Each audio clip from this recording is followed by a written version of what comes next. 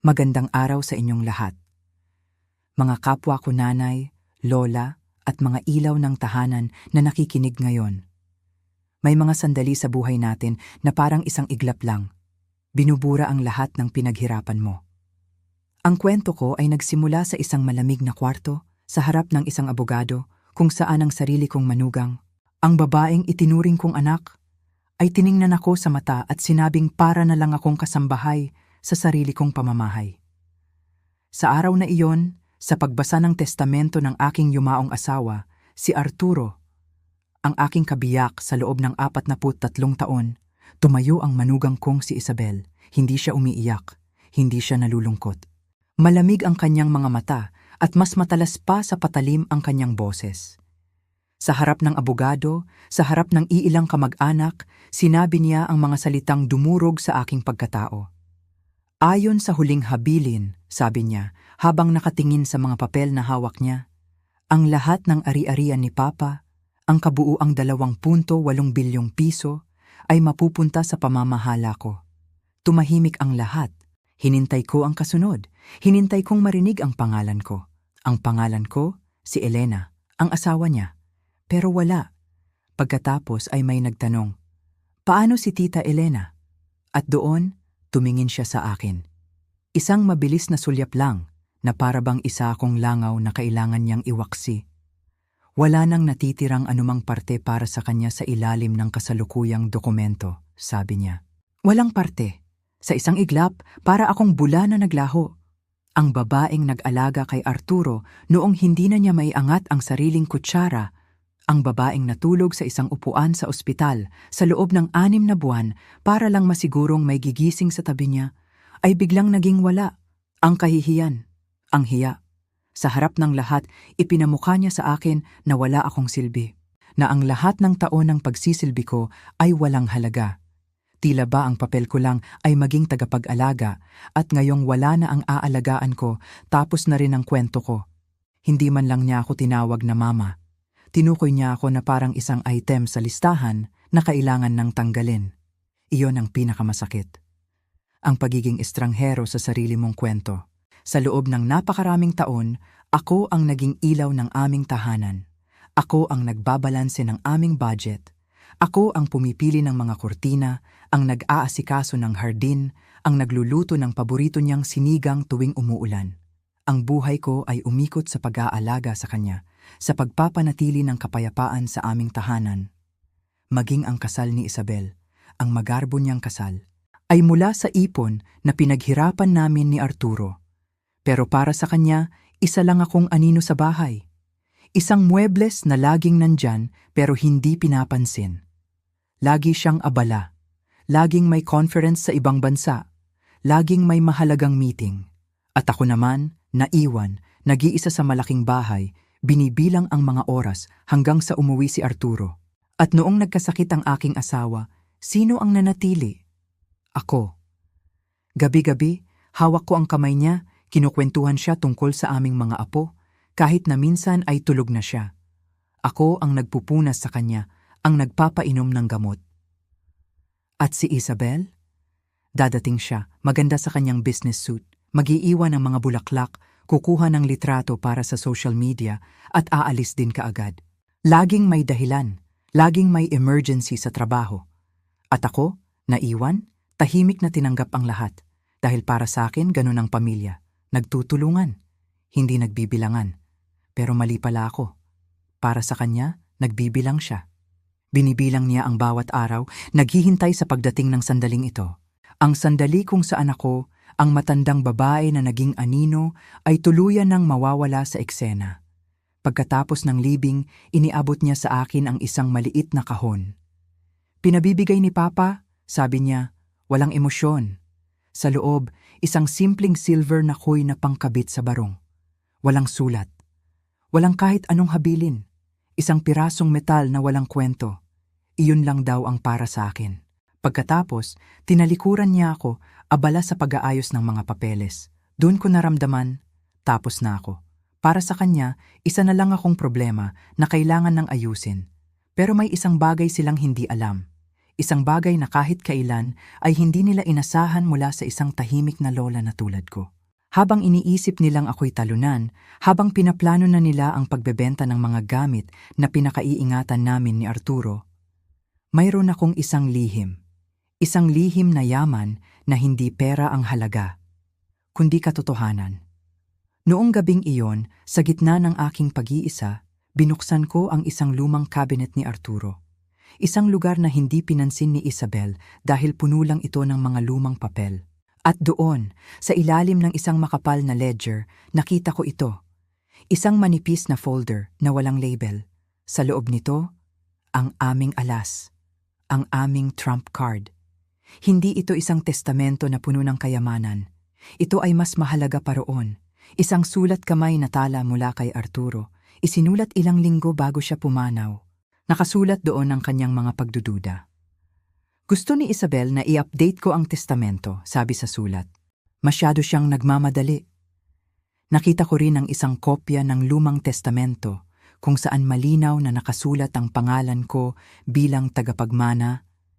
Isang pahina na may malaking X na gawa ng pulang panulat at sa gilid isang nota, pag-usapan kasama si Isabel. Ang lola na pinalayas nila, ang babaeng inalipusta at tinawag na walang parte, ay hindi isang kawawang biktima. Siya pala ang may hawak ng susi. Sila ang nagkamali ng akala. Akala nila ang laban ay tungkol sa pera. Hindi. Ang laban na ito ay tungkol sa dangal. Hindi nila ako basta-basta itatapon na parang basura. Hindi nila buburahin ang 43 taon ng pagmamahalan namin ni Arturo. Hindi nila ako gagawing isang multo sa sarili kong buhay. Akala nila tapos na ang kwento. Ang hindi nila alam, ngayon pa lang ito magsisimula. Kinuha nila ang bahay ko. Kinuha nila ang mga alaala. Pero hindi nila makukuha ang aking dangal. At sisiguraduhin kong matututunan nila ang isang aral na hindi nila malilimutan. Isang aral na ikukwento pa nila sa kanilang mga apo. Ang aral na huwag mamaliitin ang isang ina na tahimik na nagmamahal. Dahil kapag siya'y tumayo para sa katotohanan, walang sino man ang makakapigil sa kanya. Kung naranasan mo na ring maramdamang estranghero ka sa sarili mong tahanan o kung mayroon kang kwentong nais ibahagi tungkol sa pagtayo para sa iyong karapatan, i-like at i-share mo ang video na ito. At mag-iwan ka ng komento sa ibaba. Kwentuhan mo ako. Sabihin mo sa akin saan kayo nanonood. Pakinggan natin ang isa't isa. Dahil sa mga kwentong tulad nito, natatagpuan natin ang ating lakas. Pagkatapos ng araw na iyon, ang araw na tila binura ako sa sarili kong buhay. Gumawa ako ng isang tasa ng salabat. Mainit, matapang. Iyon ang laging ginagawa ni Arturo para sa akin kapag ako'y nababagabag. Ngunit ngayon, ako na lang mag-isang gumagawa nito. Habang nakaupo ako sa kusina, sa gitna ng katahimikan, ang bawat sulok ng bahay ay tila sumisigaw ng kanyang pangalan. Ang amoy ng kanyang aftershave sa aming kwarto, ang mga libro niya sa pasilyo, ang mga tsinelas niyang naghihintay sa tabi ng pinto. Lahat ay nandyan, maliban sa kanya. At maliban sa akin. Dahil sa bawat pagtingin ko sa salamin, isang estranghero na ang nakikita ko. Isang babaeng nawalan ng saysay. Hindi ako nakatulog ng gabing iyon. Naglakad-lakad ako sa loob ng bahay, hinahaplos ang mga pader na sabay naming pinatayuan. Pumasok ako sa kanyang study, ang kanyang santuwaryo. Dito siya nagbabasa, nagsusulat, nag-iisip. Ang lahat ay nasa ayos pa rin, malinis at organisado. Ganyan si Isabel. Mabilis kumilos. Tiyak na gusto na niyang gawing sarili niyang opisina ang lugar na ito. Ang isiping iyon ay parang isang punyal na bumaon sa aking puso. Hindi ko alam kung ano ang nagudyok sa akin.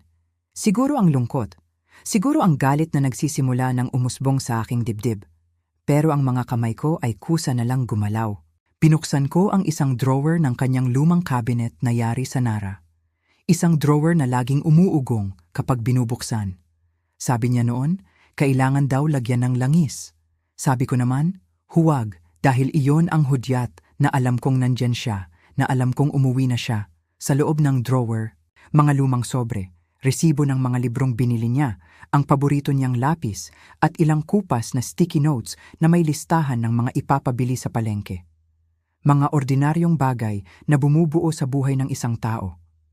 Ngunit sa pinakalikod, sa ilalim ng isang makapal na libro ng mga talaan, may isang bagay na hindi pamilyar.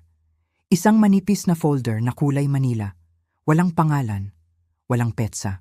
Nanginginig ang aking mga kamay nang buksan ko ito. Sa loob, may 3 pirasong papel. Ang nasa ibabaw ay isang sulat kamay na liham, ang sulat ni Arturo. Kahit medyo nanginginig na ang kanyang pagsulat dahil sa sakit, kilalang-kilala ko pa rin ang bawat kurba ng kanyang mga letra. Walang bate, walang pirma. Isang maikling tala lamang na tila isinulat niya sa kanyang sarili. Gusto ni Isabel na i-update ko ang testamento, basa ko sa sulat. Kailangan daw ipakita ang mga kasalukuyang ari-arian. Tinanong ko siya kung bakit ngayon pa, sabi niya para daw maging malinaw. Sa tingin ko, masyado siyang nag-iingat, masyadong maingat.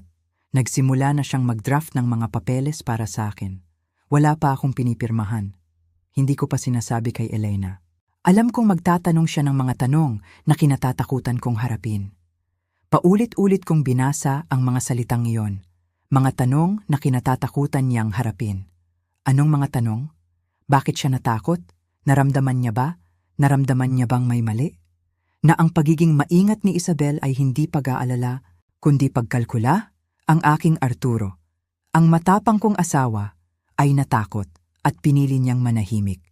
Ang sakit noon ay iba. Hindi lang dahil sa pagtataksil ni Isabel, kundi dahil sa katahimikang pinili ng aking asawa para protektahan ako. O marahil, para protektahan ang sarili niya mula sa isang masakit na katotohanan. Ang pangalawang papel ay isang photocopy ng isang testamento na hindi ko pa kailanman nakita. Ang ipinakita ni Isabel sa pulong ay pirmado na. Pero ito, iba ito. May mga sulat sa gilid, mga pagtatama, mga bilog na gawa sa pulang panulat. At doon, nakita ko ang pangalan ko, malinaw na nakasulat. Sa aking pagpanaw, iniiwan ko ang aking mga personal na ari-arian, kasama na ang aming bahay, mga shares at mga itinalagang account sa aking asawa, si Elena Santos. Ngunit ang pangungusap na iyon ay may malaking X, isang pulang X na tumatagos sa pangalan ko, sa pagkatao ko. At sa gilid may sulat kamay na nota. Pag-usapan kasama si Isabel. Ito na pala iyon, ang sandali kung saan pinag-usapan nila ang pagbura sa akin. Ang sandali kung saan ang aking 43 taon ay naging isang bagay na kailangan lang pag-usapan. Ang pangatlong papel ay isang listahan ng mga appointment sa abogado. 2 sa mga petsa ay ilang buwan na ang nakalipas, noong mga panahong hirap na hirap si Arturo sa kanyang gamutan. Mga araw na kasama ko siya halos bawat oras. Ang tanging oras na nag-iisa siya ay kapag dumarating si Isabel para tulungan ako, para daw makapagpahinga ako. Habang ako'y nasa kabilang kwarto, nag-aalala, siya pala ay may ibang ginagawa. Hindi siya tumutulong. Siya ay nagpaplano. Ang manipis na folder na iyon ay parang mas mabigat pa sa ginto. Binitawan ko ito sa lamesa at napasandal ako sa upuan. Tumingala ako sa kisame, pinanood ang dahan-dahang pag-ikot ng aming lumang electric fan. Naalala ko ang huling beses na pinag-usapan namin ang tungkol sa testamento. Naghahapunan kami noon. Simpleng gabi lang. Hinawakan niya ang kamay ko at sinabi, "Huwag kang mag-alala sa kahit ano, Elena. Sinigurado ko na ang lahat para sa'yo." Naniwala ako. Paano ba naman ako hindi maniniwala? Ngunit ang mga papel na ito ang nagsasabi ng ibang kwento. Isang kwento ng pagdududa, ng takot at ng isang masalimuot na plano. Alam ko na ngayon, hindi ito pagkakamali. Hindi ito kapabayaan. Ito ay sinadya. Bawat hakbang ay kinalkula. At ang aking asawa, sa kanyang kahinaan, ay naipit sa gitna. Hindi ako galit sa kanya. Ang nararamdaman ko ay isang malalim na lungkot. Lungkot para sa kanya na kinailangan niyang harapin ang ganitong klase ng panggigipit sa mga huling araw niya. At lungkot para sa akin dahil sa lahat ng taon na magkasama kami, may isang laban siyang hindi niya ibinahagi sa akin. Nang gabing iyon, hindi ako natulog. Umupo lang ako sa kanyang study, binabasa ng paulit-ulit ang 3 pirasong papel hanggang sa magsimulang magliwanag sa labas. Sa pagdating ng umaga, kasabay ng unang sikat ng araw, isang bagong Elena ang isinilang.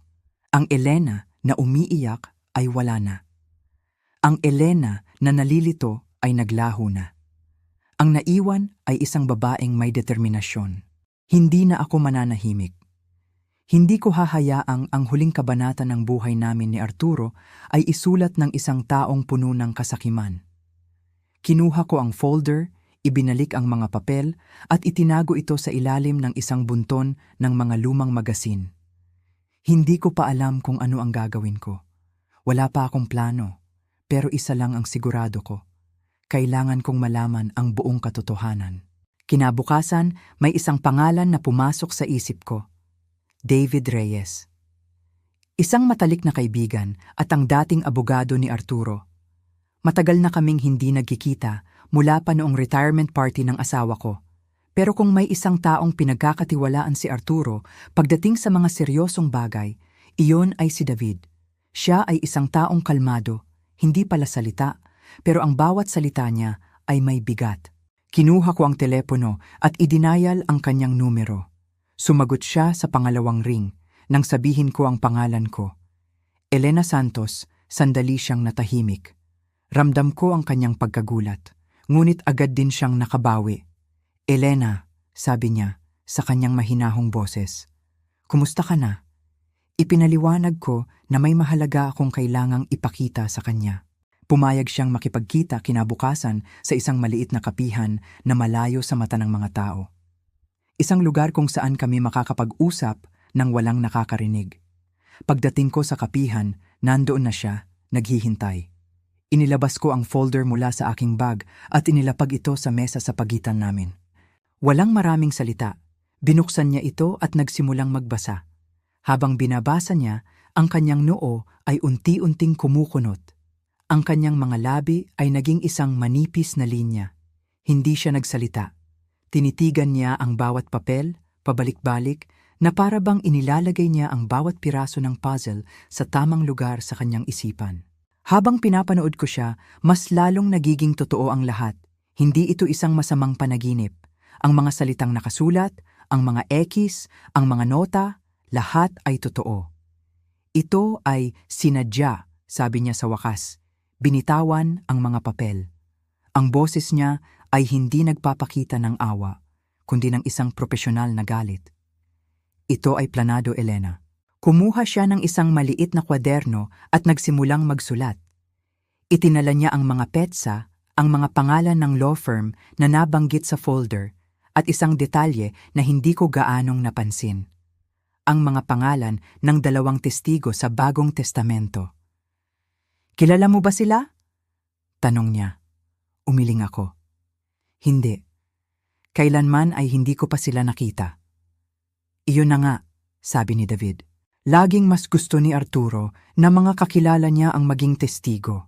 Isang kapitbahay, isang kaibigan mula sa golf club. Ang pagkuha ni Isabel ng mga testigong hindi kilala, nang hindi mo nalalaman, ay isang malaking pulang bandila. Nagkasundo kami, nakikilos kami ng tahimik. Wala munang komprontasyon. Masyado pang maaga. Sinabi ni David na uunahin niyang beripikahin ang pinakabagong bersyon ng testamento na isinampa sa korte. Hihingi siya ng mga certified na kopya at ikukumpara ito sa mga notang hawak ko. Sa ngayon, ang kailangan ko lang gawin ay umasta na parang walang nangyari. Maging ang Elena na inaakala nilang mahina at talunan. Pag-uwi ko sa bahay, naramdaman ko ang isang kakaibang kapanatagan. Hindi na ako nag-iisa sa laban na ito. Habang sinusunod ko ang payo ni David, isang pangalan mula sa kalendaryo ni Arturo ang hindi maalis sa isip ko. Ginoong Ocampo, isang tax consultant. Bakit kailangang makipagkita ni Arturo sa isang tax consultant ng palihim? Tinawagan ko si David at sinabi ko ito sa kanya. Sinabi niya na hahanapin niya ng paraan para makausap si Ginoong Ocampo nang hindi nakakahalata si Isabel. Lumipas ang ilang araw na puno ng pag-aantay. Bawat tunog ng telepono ay nagpapakaba sa akin. Bawat pagdaan ng sasakyan sa tapat ng bahay ay tila isang banta. Ngunit nagpatuloy ako sa aking mga gawain. Nagdidilig ng halaman, nagbabasa ng libro, umaarteng normal. Noong Biyernes, tumawag si David. Ang boses niya ay seryoso. Nakausap ko na si Ocampo, sabi niya. Huminto ang paghinga ko. Ikinuwento ni David ang lahat. Naalala ni Hinoong Ocampo ang pagdating ni Arturo sa kanyang opisina. Payat na payat daw at halatang pagod na pagod. Halos hindi na raw mahawakan ang panulat. Nag-usap sila ng halos 1 oras tungkol sa family trust. Marami raw tanong si Arturo kung paano masisiguro ang aking kapakanan sa hinaharap. Ngunit ayon kay Ocampo, si Arturo ay tila nag-aalangan. Palagi raw niyang sinasabi na si Isabel na ang bahala sa lahat, na tinutulungan siya nito. Nag-alok si Ocampo na gumawa ng isang independent review para lang masigurong malinaw at legal ang lahat ng proseso. Ngunit hindi na raw bumalik si Arturo. Pagkatapos ng 1 linggo, si Isabel na mismo ang tumawag sa opisina ni Ocampo para kansilahin ang lahat ng susunod na appointment. Ang sabi niya, hindi na raw kailangan ni Arturo ang serbisyo nila. May kopya pa si Ocampo ng mga unang tala nila, sabi ni David. Hindi ito legal na dokumento, pero patunay ito ng intensyon ni Arturo. Patunay ito na mayroon siyang mga alinlangan at baka iyon na ang kailangan natin. Pagkatapos ng tawag na iyon, umupo ako sa gilid ng kama. Ang telepono ay nasa kamay ko pa rin. Ang kwento ay unti-unti nang nabubuo. Si Isabel ay hindi lang nagplano, siya ay aktibong humarang. Hinarangan niya ang sinumang maaaring magbigay ng ibang payo kay Arturo. Ibinukod niya ang aking asawa sa mga taong mapagkakatiwalaan at pinalibutan niya ito ng sarili niyang mga tao. Noong gabing iyon, muli kong tiningnan ang aming mga lumang family album. Pero ngayon, hindi na para sa alaala, para na ito sa investigasyon.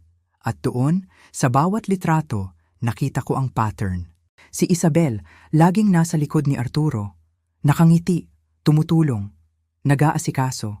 Laging siya ang namamahala sa mga papeles, sa mga plano, sa mga detalye. Noon, ang tingin ko dito ay pagiging maalaga. Ngayon, nakikita ko na ito bilang isang mahabang paghahanda. Isang dahan-dahang pag-agaw ng kontrol. At ang pinakamasakit sa lahat ay ang malamang nakita ito ni Arturo. Nakita niya ang mga senyales, ngunit sa huli, pinili niyang magtiwala. O marahil, wala na siyang lakas para lumaban. At ngayon, kailangan kong maging lakas niya. Habang lumalalim ang aming investigasyon, mas maraming tanong ang lumitaw. Tumawag muli si David pagkalipas ng ilang araw. Iba ang tono niya. Mas mabilis, mas apurahan. Elena, may nakita ako sa mga record ng korte, sabi niya. Ang kopya ng testamentong isinampa ni Isabel ay may ibang case number kaysa sa orihinal na draft. At ang orihinal na bersyon, ang bersyon na sabay nating pinirmahan ni Arturo noon, ay nawawala sa archive. Minarkahan ito bilang superseded o pinalitan, pero walang dokumento kung sino ang nag-utos ng pagbabago. Naramdaman ko ang panlalamig ng aking mga kamay. Ano ang ibig sabihin niyan, David? Ibig sabihin, kailangan na nating magdala ng isang taong mas dalubhasa dito, sabi niya. Ang pangalan niya ay Lorna Morales. Isa siyang probate litigation specialist. Sanay siya sa mga kaso ng pinag-aagawang testamento at pamemeke ng dokumento. Pumayag ako kahit na may isang bahagi sa akin na natatakot.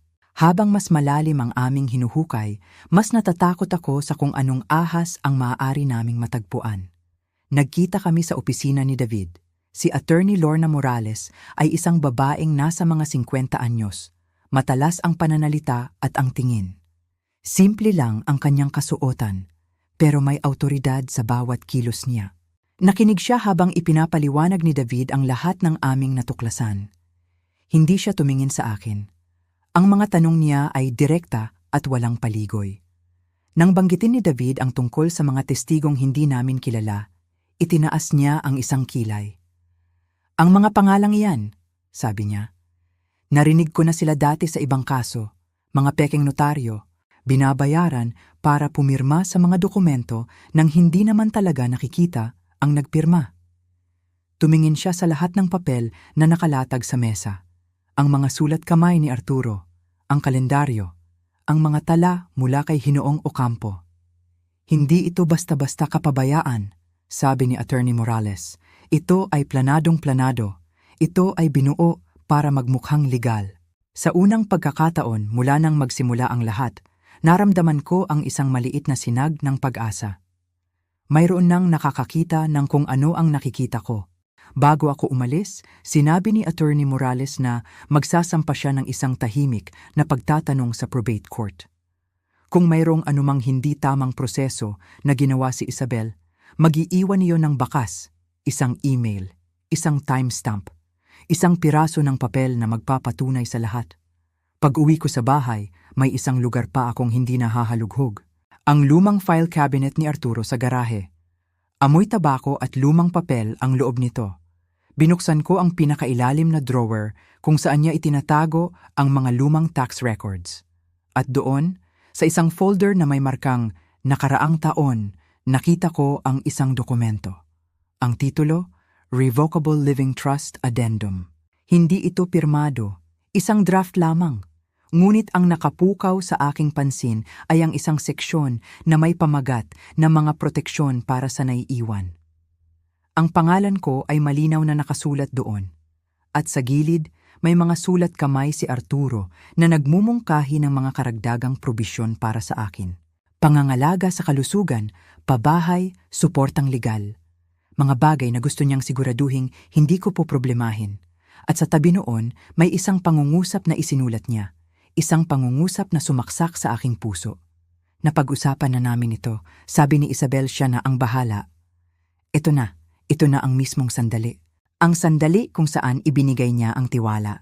Ang sandali kung saan siya, marahil dahil sa pagod o sa maling pagtitiwala, ay bumitaw. Kinopya ko ang dokumento at tinawagan si David. Sinabi niyang dalhin ko ito sa kanya kinabukasan. Noong gabing iyon, umupo ako sa beranda. Ang sakit sa aking katawan ay hindi na dahil sa edad. Ito ay dahil sa bigat ng pagdadala ng mga lihim na hindi dapat sa akin. Matagal kong inisip na ang pagmamahal ay nangangahulugan ng pagtitiwala ng walang tanong. Ngunit ngayon, natutunan ko. Marahil, ang pagmamahal ay nangangahulugan din ng pagprotekta sa katotohanan kapag hindi na ito kayang gawin ng taong mahal mo. Kinabukasan, nagbihis ako ng maayos, hindi para sa itsura, kundi para sa kalinawan. Kailangan kong maramdaman muli ang sarili ko. Ang babaeng pinakasalan ni Arturo, hindi ang multo na sinusubukang burahin ni Isabel. Pagdating ko sa opisina ni David, nandoon na si Attorney Morales. Binasa niya ang bagong dokumento na dala ko. Malaki ang maitutulong nito, sabi niya. Pagkatapos ay ipinaliwanag niya ang kanilang susunod na hakbang. Isang motion to preserve remaining estate assets. Kung aaprubahan ito ng korte, mawawala ng kakayahan si Isabel na ilipat ang anumang pondo o ari-arian habang nagpapatuloy ang investigasyon. Hindi ito paghihiganti, ito ay proteksyon. Tumango ako. Hindi ko kailangan ng paghihiganti. Ang kailangan ko ay espasyo para huminga. At ang pagkakataong alalahanin si Arturo hindi bilang isang taong iniwan ako, kundi bilang isang taong sumubok. At marahil ay nabigo na protektahan ako sa huli. Tumawag si Attorney Morales pagkalipas ng 3 araw. Ang mosyon para i-freeze ang mga ari-arian ay naaprubahan. Ang pag-apruba sa mosyon ay ang unang tunay na panalo namin. Isang maliit na hakbang pero napakalaki ng kahulugan. Nangangahulugan ito na ang korte ay nakakita ng sapat na dahilan para pagdudahan ng lahat. Pansamantala, ligtas ang mga ari-arian. Nang hapon ding iyon, nakatanggap ako ng isang sobre sa aking sulatan. Walang pangalan ng nagpadala. Sa loob, isang magarang imbitasyon. Nag-oorganisa si Isabel ng isang pribadong pagtitipon sa country club. Isang tribute to Arturo. May mga cocktail, pagkain, at isang charity auction sa kanyang pangalan. Tinitigan ko ang imbitasyon. Walang tawag, walang text. Ipinadala niya ito na para bang isa lang akong ordinaryong bisita, hindi ang babaeng kasama ni Arturo sa loob ng 43 taon. Ang lakas ng loob niya. Ngunit hindi ko ito itinapon. Itinago ko ito at tinawagan ko si David. Pupunta ako, sabi ko. Hindi siya nagtanong kung bakit. Nag-alok siyang samahan ako, pero tumanggi ako. Hindi ito para sa komprontasyon, hindi pa. Ito ay para sa presensya, para sa pagtayo sa isang kwarto kung saan sinubukan nilang burahin ako. Noong araw ng Sabado, nagbihis ako ng may layunin. Isang simpleng navy blue na slacks at isang silk na blusa na regalo sa akin ni Arturo noong aming ika-35 anibersaryo. Walang marangya, walang maingay, lahat ay may kahulugan. Pagdating ko sa country club, puno na ang paradahan. Sa loob, ang mga tao ay mga kaibigan at kasamahan ni Arturo. Mga taong nakasalo na namin sa hapunan, mga taong nagpadala sa amin ng mga Christmas card. Lahat sila ay ngumiti sa akin, magalang, ngunit may distansya. Si Isabel ay nasa gitna ng lahat, perpekto sa kanyang itsura, bawat kilos ay kalkulado. Nang makita niya ako, isang saglit na pagkagulat ang dumaan sa kanyang mga mata. Ngunit agad itong napalitan ng isang kontroladong ngiti. Tumango lang ako.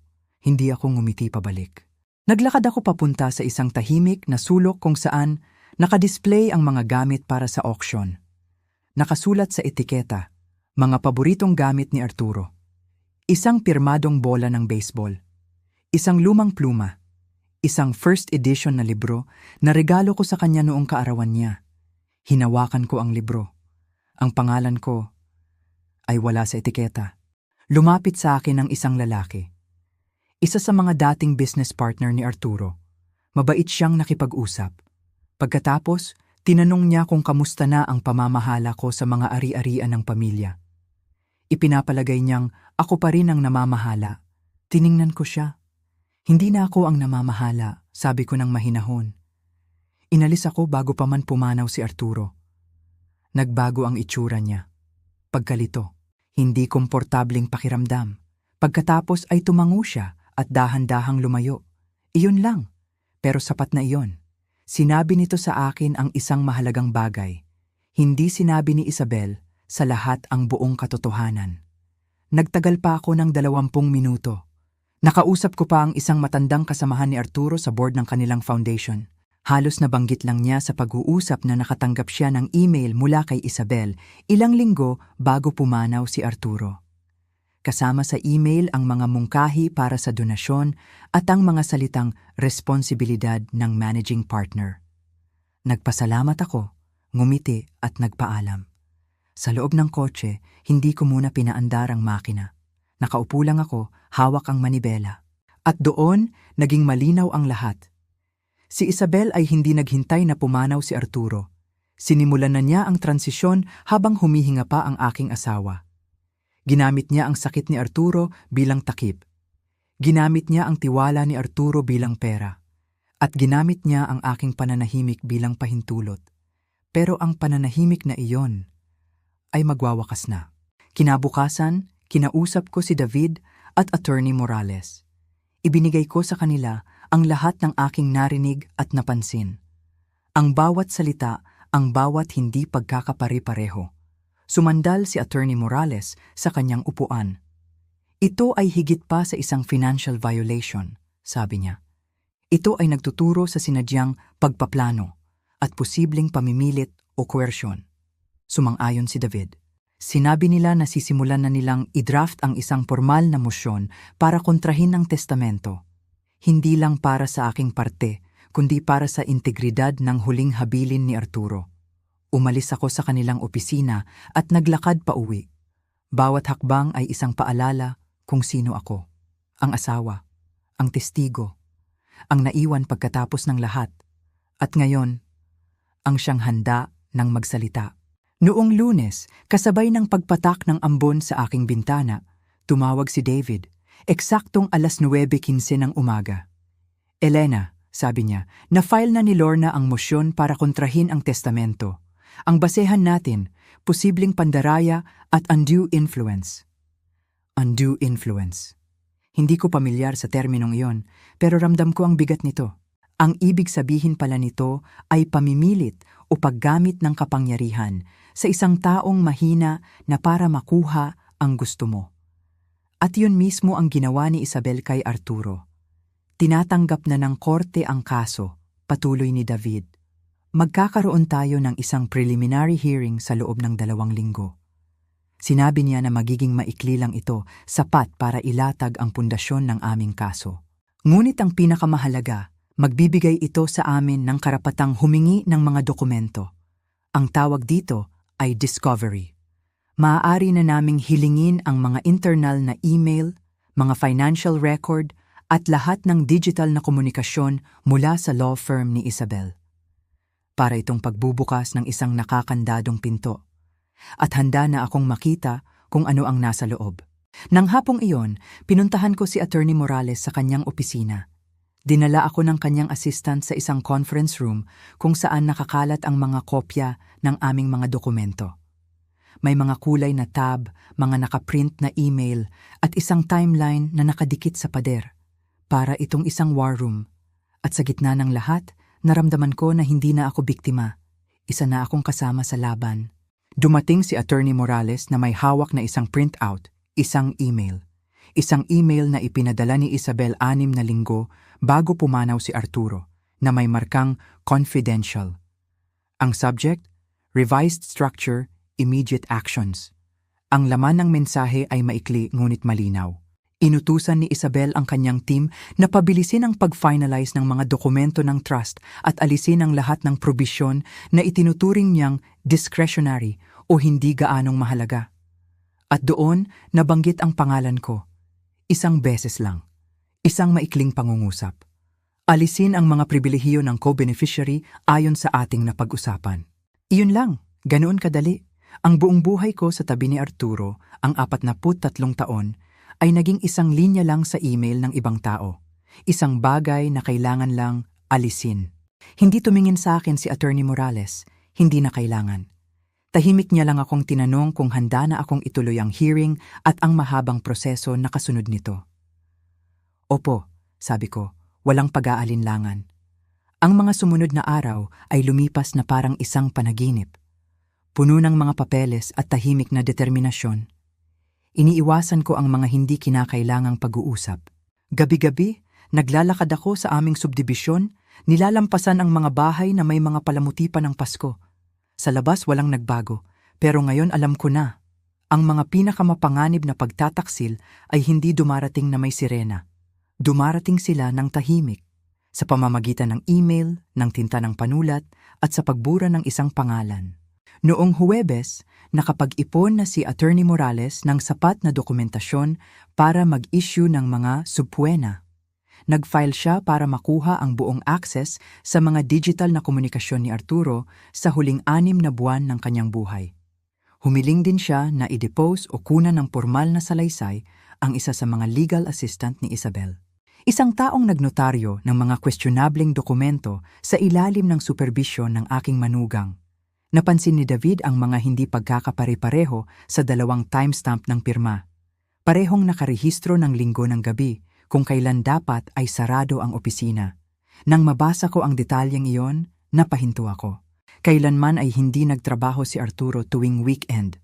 At hinding-hindi siya pumipirma ng kahit ano nang hindi muna ipinapabasa sa akin. Ang mga petsang iyon ng linggo, sinabi na nito sa akin ang lahat ng kailangan kong malaman. Nagbigay ako ng pahintulot kay Attorney Morales na humiling ng isang handwriting expert. Ikukumpara namin ang mga kilalang pirma ni Arturo mula sa kanyang mga medical file sa mga pirma sa mga bagong dokumento. Hindi man ito magiging tiyak na ebidensya, ngunit sapat na ito para magtanim ng malaking pagdududa. Sa unang pagkakataon sa loob ng maraming buwan, naramdaman ko ang pagbabago ng ihip ng hangin. Noong weekend na iyon, nagpunta ako sa sementeryo. Tahimik, kulay abo ang langit. Simple lang ang lapida ni Arturo, ang kanyang buong pangalan, ang mga petsa, at isang maikling linya sa ilalim, na buhay ng may dignidad, pumanaw ng may pagmamahal. Tumayo ako roon ng matagal. Hindi ko siya kinausap ng malakas, ngunit hinayaan kong manahan sa akin ang bigat ng sandaling iyon. Alam ko na ngayon, nagtiwala siya sa maling tao, at marami siyang naiwang hindi natapos. Ngunit hindi ko na iyon isinisi sa kanya. Ngayon, ako na ang magpoprotekta sa katotohanan para sa aming dalawa.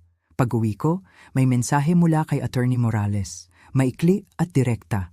Ang assistant ay pumayag ng magsalita. Kukunin ang kanyang deposition sa susunod na Martes. At handa siyang magsalita tungkol sa mga inconsistencies na napansin niya. Hindi raw niya alam kung ano ang ibig sabihin ng lahat, pero nagtago siya ng mga sarili niyang tala. Iyon. Iyon ang sandali kung kailan nabasag ang lahat. Nag-orkestra si Isabel ng mga pagbabago. Tinahimik niya ang mga kumukontra. Ngunit nakalimutan niya ang pinakamaliit na detalye. Isang tao ang nanonood. Isang tao ang nakapansin. At ngayon, isang tao ang handa ng magsalita. Nang gabing iyon, sa unang pagkakataon sa loob ng maraming linggo, hindi ko naramdamang estranghero ako sa sarili kong kwento. Naramdaman ko na ako'y isang babaeng nagbabalik sa kanyang nararapat na lugar, hindi dahil sa galit, kundi dahil sa katotohanan. Noong Martes ng umaga, tahimik at malamig ang simoy ng hangin pagdating ko sa opisina ni Attorney Morales.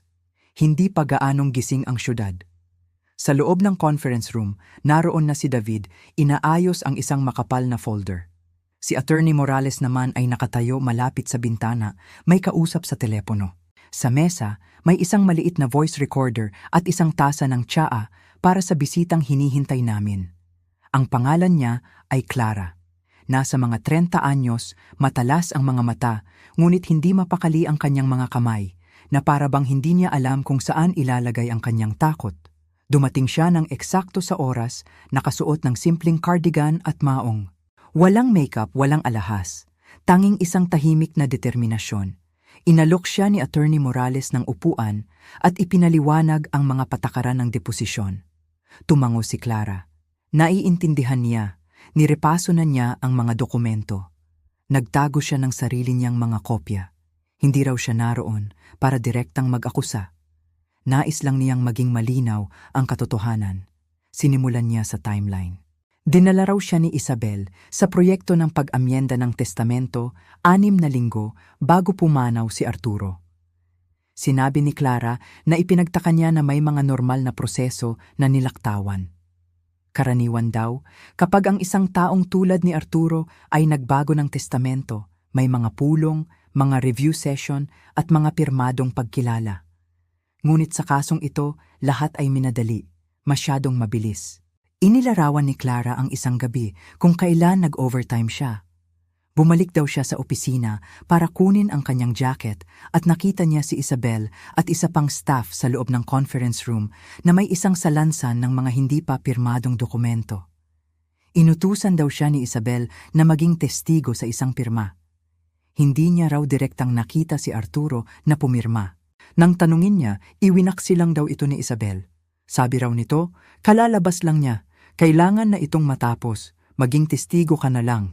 Ang sandaling iyon ay tumatak sa isip ni Clara, kaya't isinulat niya ito sa kanyang planner. Dala niya ang pahinang iyon.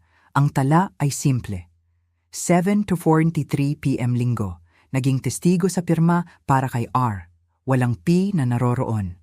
R para kay Rebecca, Isabel. P para kay Patrick, Arturo. Nagtanong si Attorney Morales ng ilang mga karagdagang tanong. Sinagot sila ni Clara nang may kumpiyansa. Hindi siya galit, hindi siya naghahanap ng gulo, ngunit napansin niya ang mga mali. Ang petsa ng pirma ay hindi tumutugma sa metadata ng file. Ang format ng testamento ay binago para alisin ang mga seksyon na mangangailangan ng aking pirma bilang co-trustee. Nagkatinginan si David at Attorney Morales. Pagkatapos, may sinabi pa si Clara. Naalala niyang narinig niya si Isabel sa telepono na may kausap tungkol sa mabilis na pamamahagi ng mga ari-arian. Ang mga salitang tumatak sa kanya ay, i-liquidate ng tahimik, walang mga pagkaantala. Ito ay 2 araw bago permanenteng na ospital si Arturo. Nang umalis si Clara, alam na niya na may mali. Ngunit si Isabel ay may kapangyarihan, impluwensya, at si Clara ay may utang sa bahay, isang anak, isang trabaho na hindi niya kayang mawala. Ngunit ngayong narinig niya kung gaano kalaki ang nakataya, hindi na raw niya kayang manahimik. Pinirmahan niya ang kanyang sinumpaang salaysay. Nagpasalamat si Attorney Morales at inihatid siya ni David palabas. Nang sumara ang pinto, umupo si Attorney Morales at ipinatong ang 2 kamay sa mesa. Ito na ang break na kailangan natin, sabi niya. Hindi na ito hinalalang. Mayroon na tayong oras, isang first-hand witness, at mga salitang nagpapahiwatig ng manipulasyon. Sapat na ito para iharap sa isang hukom. Sa unang pagkakataon, nakita ko ang ginhawa sa mukha ni David. Pero ako, hindi ko pa ito naramdaman dahil alam ko kung ano ang susunod. Malalaman ito ni Isabel. At kapag nalaman niya, hindi siya magpapanik. Siya ay magpaplano. 2 araw ang lumipas, nagsimula na nga. Nakatanggap ako ng isang sulat mula sa kanyang abogado. Pormal, malamig. Inaakusahan nila ako ng panghihimasok sa isang legal na proseso ng pamana. Sinasabi nilang ang motibo ko ay dahil sa pagluluksa, hindi pagkakaunawaan at personal na hinanakit. Binalaan nila ako na kung hindi ko aatrasin ang aking mosyon sa loob ng 10 araw, ako ang sisingilin nila sa lahat ng gastos sa korte. 3 beses kong binasa ang sulat bago ko ito tiniklop ng maayos at inilagay sa tabi ng aking kape. Pagkatapos tinawagan ko si David. Tinanong niya kung okay lang ako. Sinabi ko sa kanya na matagal na akong okay. Tahimik lang ako. Pero ang pananahimik ay hindi nangangahulugan ng pagsuko. Mahina siyang tumawa. Iyon daw ang pinakamagandang narinig niya sa buong linggo. Nang hapong iyon, isinumayti ni Attorney Morales ang aming buong sagot. Kalakip nito ang mga tala ni Clara, ang kanyang formal na deposition, ang mga paghahambing ng metadata, at ang mga log mula sa security system ng gusali na nagpapakitang hindi pumasok si Arturo noong weekend na di umano, ipinirmahan ang mga bagong dokumento. Mabigat ang package na iyon. May bigat ito ng ebidensya, pero higit sa lahat, may dala itong intensyon.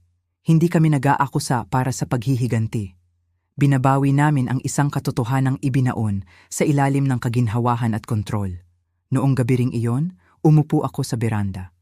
Sa unang pagkakataon, hinayaan kong maramdaman ang isang bagong emosyon.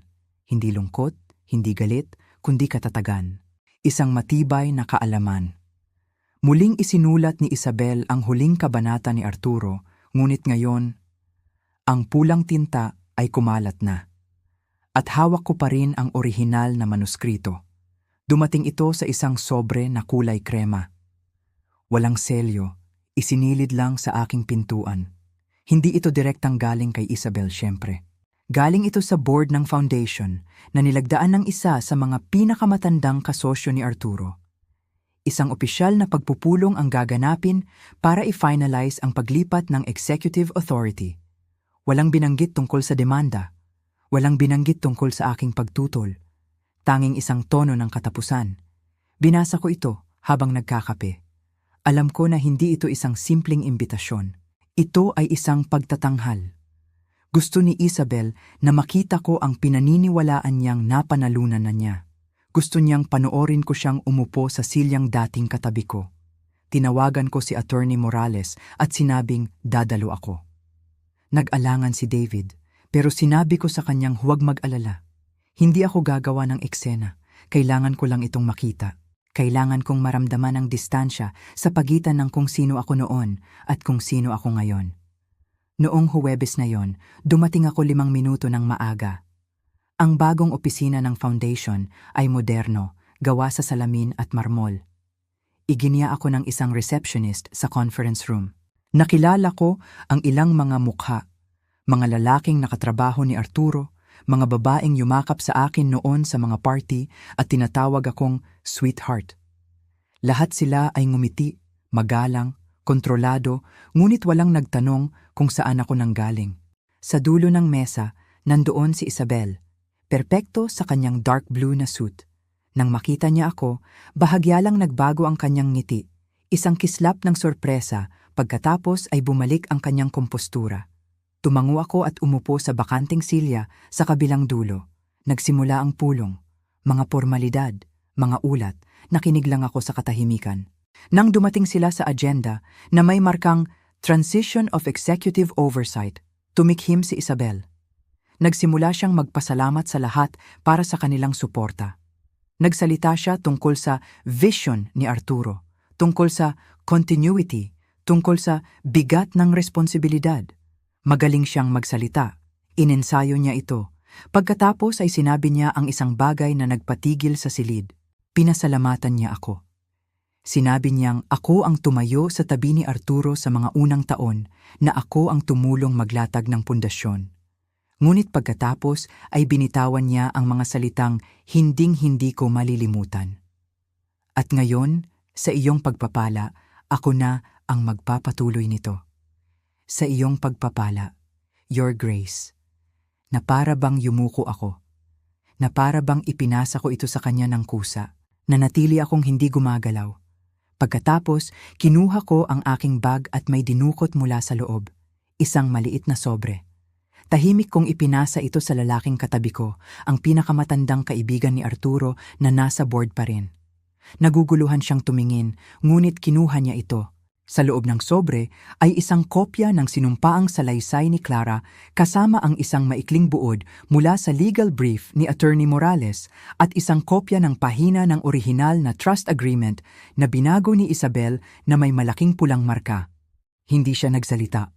Ipinasa niya lang ito sa susunod na tao at sa susunod. Sa loob ng ilang sandali, napansin ni Isabel, humigpit ang kanyang ngiti. Huminto ang kanyang mga kamay sa paggalaw.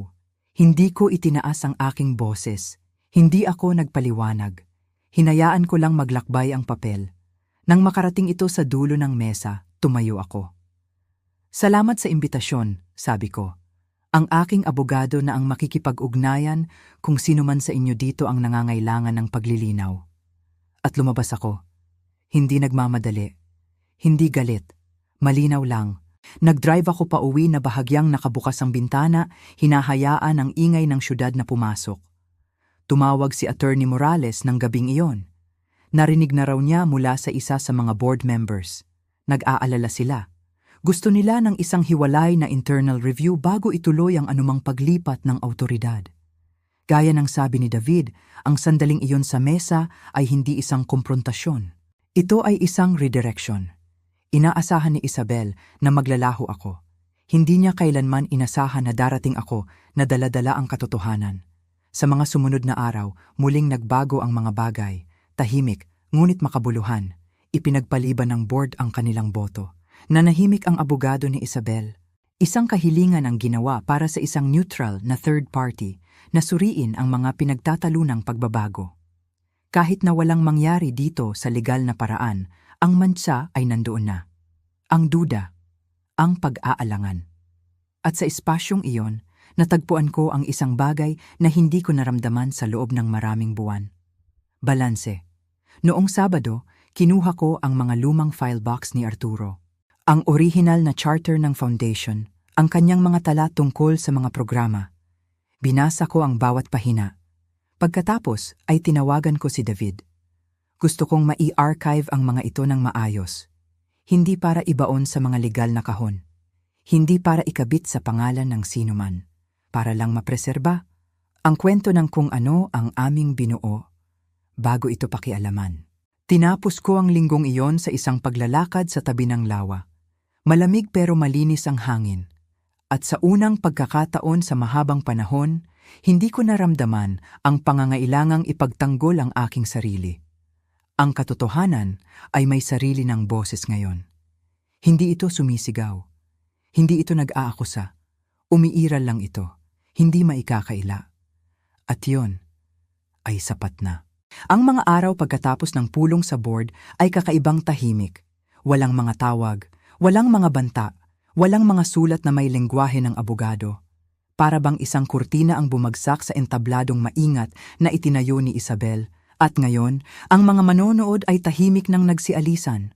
Ngunit hindi ko ipinagkamali ang katahimikan bilang katapusan. Binalaan ako ni Attorney Morales na ang mga sandaling ito ang kadalasang pinaka-estratehiko. Kapag nanahimik ang kalaban, ibig sabihin ay nagpaplano sila muli. Pero sa pagkakataong ito, hindi ako ang kailangang maghanda. Nagawa ko na ang aking bahagi, nasabi ko na ang katotohanan. Ngayon, pagkakataon na niyang harapin ito. Ginugol ko ang linggong iyon sa pagbabalik sa sarili kong ritmo. Mga maliliit na bagay, pagdidilig ng mga halaman, pagbabasa ng dyaryo sa lamesa sa kusina, pagluluto ng sopas na paborito ni Arturo. Hindi ko na naramdaman ang pagmamadaling habulin ang mga paliwanag. May mga bahagi ng pagtataksil na mananatiling hindi maipaliwanag at nakipagpayapa na ako roon. Pagkatapos ay dumating ang linggo. Tumawag si Attorney Morales bandang tanghali. Nakatanggap daw siya ng isang hindi inaasahang email mula sa legal team ni Isabel. Wala na raw silang balak na labanan pa ang pagtatanong sa trust. Sa katunayan, si Isabel ay aatras na sa kanyang posisyon bilang managing executive ng foundation. Wala siyang inaming pagkakamali.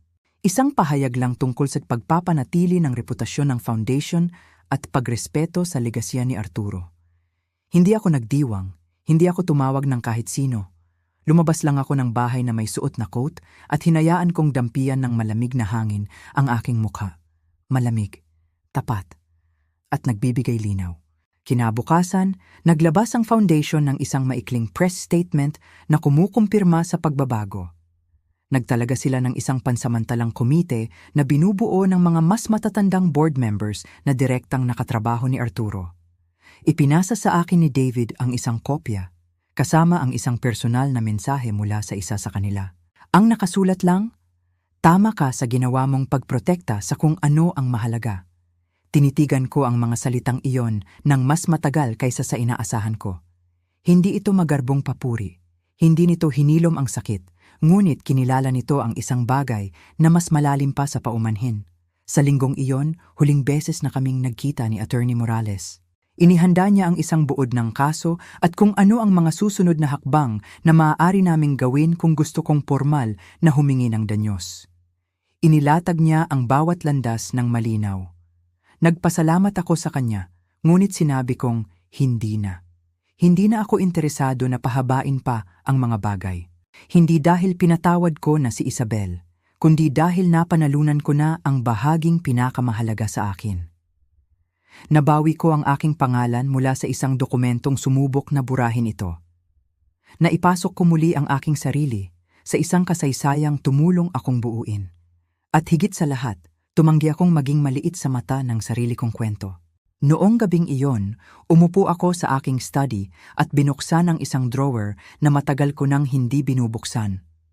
Sa loob, may mga sulat kamay mula kay Arturo, ilang mga liham, mga lumang resibo. Mayroon ding isang selyadong sobre na hindi ko nakilala, nakatago sa likod ng isang lumang ledger. Dahan-dahan ko itong binuksan. Sa loob ay isang kopya ng isang mas naunang testamento na may petsang 1 taon bago ang bersyon na isinampa ni Isabel. Dito, idinetalya ni Arturo ang mga tiyak na hiling tungkol sa foundation, sa trust, at sa aking papel bilang habambuhay na co-trustee. May mga pahina ng mga tala na isinulat niya, mga personal na parirala, pagbanggit sa mga biyahe namin, at mga pag-uusap namin tungkol sa legasya. Naluha ako habang binabasa ang huling talata. Isinulat niya na anuman ang mangyari, gusto niyang ang mga halagang binuo namin ay manatili sa puso ng foundation. Na ang pamilya ay hindi tungkol sa apelyido o dugo. Ito ay tungkol sa pagtayo sa tabi ng isa't isa sa katahimikan kapag walang nanonood. Pinirmahan niya ito. Walang testigo, tanging intensyon. Umupo ako roon kasama ang papel hanggang sa dumilim ang silid. Kinabukasan, dinala ko ang dokumento kay David at hiniling na i-archive ito. Hindi bilang ebidensya, hindi para sa anumang korte, para lang sa kasaysayan. Ilang linggo ang lumipas, bumalik ako sa foundation. Mas tahimik ang kapaligiran, hindi na gaanong nakakatakot. Malugod akong tinanggap ng bagong komite. Humingi sila ng gabay sa isa sa mga naunang scholarship program ni Arturo. Nag-alok akong suriin ang mga file at tumulong kung saan ko kaya. Hindi nila ako hiniling na bumalik sa anumang opisyal na kapasidad at hindi ko rin naman iyon inaasahan. Hindi na iyon ang punto. Naroon ako hindi para italaga. Naroon ako para maging saksi. Para siguraduhin ang aming binuo ay hindi maglalaho sa ilalim ng mga pag-edit ng iba. Umalis ako pagkatapos ng 1 oras. Ang araw ay mababa na sa kalangitan, nag-iiwan ng mahahabang anino. Tumayo ako sa tabi ng aking kotse at muling tiningnan ang gusaling salamin. Kumikinang ito, ngunit hindi na ito nakakatakot sa akin. Isa na lang itong lugar, at hindi ko na kailangan ang pag-apruba nito. Noong gabing iyon, nagsindi ako ng kandila sa kusina. Naisip ko si Arturo, si Clara sa kanyang tahimik na katapangan, si David at Lorna na naniwala sa integridad. At naisip ko ang aking sarili. Hindi na ang babaeng tahimik na nakaupo sa unang pagbasa ng testamento, kundi ang babaeng buong-buong nagbalik. Hindi para lumaban, kundi para makita. para bawiin ang kanyang lugar, para isulat ang wakas ng kwento gamit ang sarili niyang kamay. Isang buwan na ang lumipas mula nang pormal na umalis si Isabel. At sa panahong iyon, ang mundo sa paligid ko ay lumambot sa paraang hindi ko inaasahan. Wala nang mga petsa ng pagdinig sa korte. Wala nang mga abogadong hinihintay sa linya ng telepono. Wala nang bigat ng mga dokumento at pirma na kailangang suriin. Nagsimula na akong kumilos ng iba. Ang aking mga umaga ay nagsisimula ng mas dahan-dahan. Hindi ko na inaabot ang aking planner bago pa man maubos ang aking tsaa. Uupo ako sa aming sunroom na may lumang kumot ni Arturo sa aking mga binti at hahayaan kong maging sapat na ang katahimikan. Ang katahimikang iyon, na pagtanto ko, ay hindi ang kawalan ng gulo. Ito ang gantimpala sa pagharap dito. Dumaan si Attorney Morales isang hapon para ihatid ang isang huling pakete. Mga formalidad na lang, isinara na niya ang mga pagtatanong, sinigurong ang aking papel sa orihinal na trust ay kinilala at naitala sa pampublikong talaan. Tapos na. Wala nang kailangang labanan. Hindi kami gaanong nag-usap ng araw na yon. Ngumiti lang siya, iniabot ang sobre at umupo kami ng ilang minuto ng walang imikan. Pagkatapos, tumayo siya at marahang pinisil ang aking kamay bago umalis. Pagkaalis niya, inilagay ko ang folder sa drawer ng mesa ni Arturo. Hindi nakakandado, inilagay lang na para bang doon talaga ito nabibilang. Noong weekend na iyon, binisita ko ang Hardin sa likod ng community center na tinulungan naming pondohan.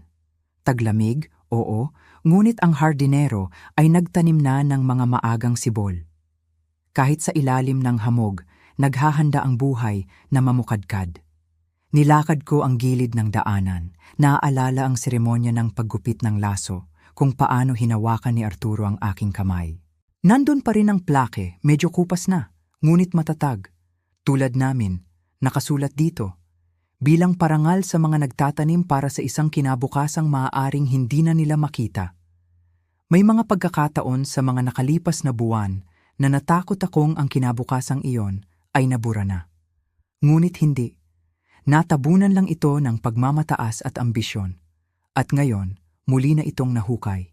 Isang umaga, nakatanggap ako ng isang maliit na imbitasyon. Ito ay para sa taunang pananghalian ng mga donor.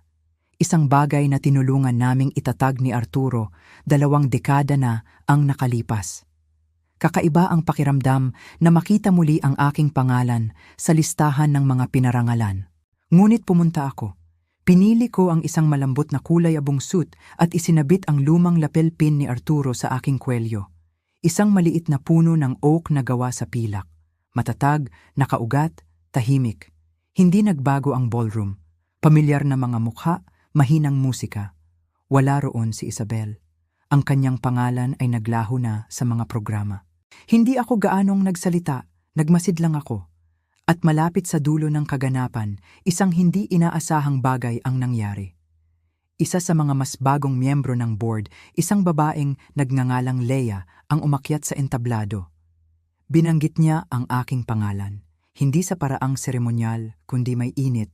Nagsalita siya tungkol sa mga unang araw, tungkol sa orihinal na misyon ni Arturo, at tungkol sa tahimik na lakas ng mga taong pinanghawakan ang misyong iyon sa gitna ng mga bagyo. Pagkatapos, ang silid ay bumaling sa akin sa isang alon ng banayad na palakpakan. Tumayo ako saglit at tumango, hindi para sa pagkilala, kundi bilang isang huling kilos, isang maliit na pag-amin na ang mahabang daan na aking tinahak ay hindi na nakatago. Nang gabing iyon, naglakad ako pauwi, mag-isa. Ang hangin ay malamig, malambot. Tumingala ako sa langit. Ito ay malawak, bukas at ganap na akin. Hindi ako isang babaeng binura. Ako ay buo. At sa wakas, nakauwi na ako sa sarili kong kwento.